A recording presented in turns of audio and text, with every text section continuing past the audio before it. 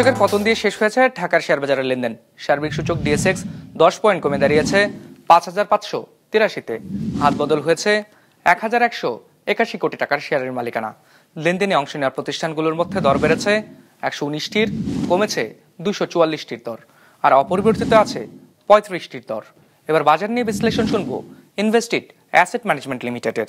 Dhaka stock এক্সচেঞ্জের প্রধান সূচক ডিএসইএক্স আজ নেতিবাচক ধারায় শেষ হয়েছে। সেই সাথে আজ ইন্ডেক্স কমেছে 0.2%। দিনের শুরু থেকে বাজার আজ ঊর্ধ্বমুখী ধারায় ছিল, তবে দিনের শেষ ভাগে আমরা মার্কেটে সেল প্রেশার দেখতে পাই।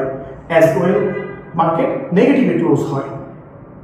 আজ দর বৃদ্ধির বিপরীতে দর হ্রাসের কোম্পানিগুলোর সংখ্যা প্রায় দ্বিগুণের বেশি ছিল।